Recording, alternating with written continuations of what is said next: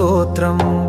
पूर्णचन्द्रमुखं नीलेन्दुरूपम् उद्भाषितं देवदिव्यं स्वरूपं पूर्णं त्वं स्वर्णं त्वं वर्णं त्वं देवं पिता माता बन्धु त्वमेव सर्वम् जगन्नाथ स्वामी भक्तभाव प्रेमी नमाम्यहम् जगन्नाथ स्वामी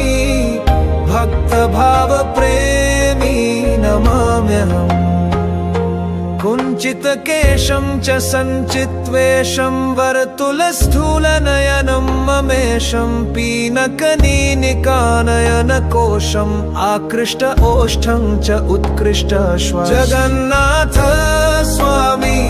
भक्तभाव प्रेमी नमाम्यहम्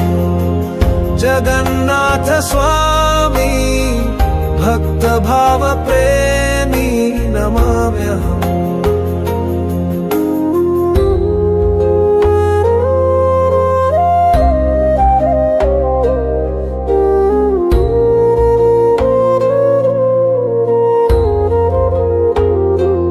नीलाचले चञ्चलया सहितम् आदिदेव निश्चलानन्दे स्थितम् आनन्दकन्दं विश्वविन्दुचन्द्रं नन्दनन्दनं त्वम् इन्द्रस्य इन्द्रं जगन्नाथ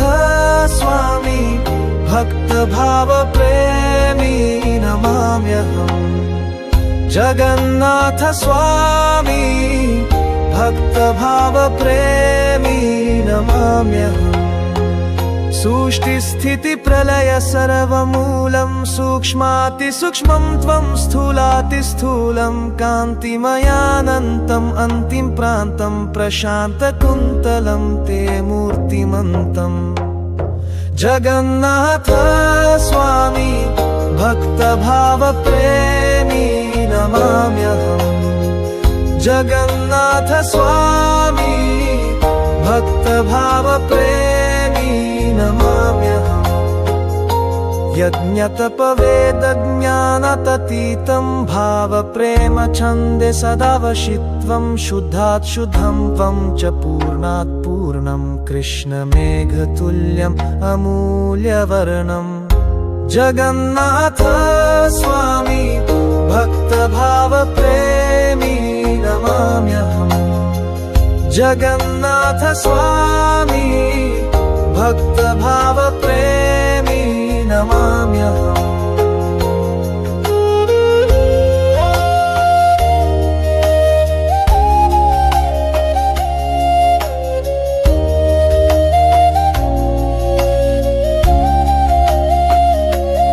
विश्वप्रकाशं सर्वक्लेशनाशं मनबुद्धिप्राणश्वास प्रश्वासं मत्स्यकूर्म नृसिंह वामनत्वं वराह राम अनन्त अस्तित्वं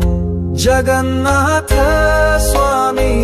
भक्तभाव प्रेमी नमाम्यहम् जगन्नाथ स्वामी भक्तभाव प्रेमी नमाम्यहम् ध्रुवस्य विष्णु त्वं भक्तस्य प्राणं राधापतिदेव हे आर्तत्राणं सर्वज्ञानसारं लोक आधारं भावसञ्चारम् अभावसंहारं जगन्नाथ स्वामी भक्तभाव प्रेमी नमाम्यहम् जगन्नाथ स्वामी भक्तभाव प्रेमी नमाम्यहम् बलदेव सुभद्रा पार्श्वे स्थितं सुदर्शन संगे नित्यशोभितं नमामि नमामि सर्वांगदेवं हे पूर्ण ब्रह्म हरि मम सर्वम् जगन्नाथ स्वामी भक्तभाव प्रेमी नमाम्यहम् जगन्नाथ स्वामी भक्तभाव प्रेमी नमाम्यहम्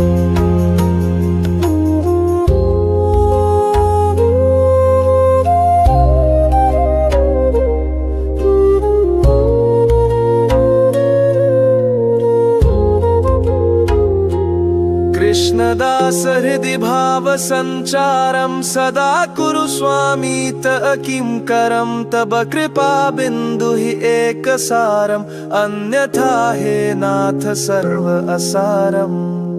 जगन्नाथ स्वामी भक्त भाव प्रेमी नमाम्यहम् जगन्नाथ स्वामी भक्त भाव प्रेमी नमाम्यहम्।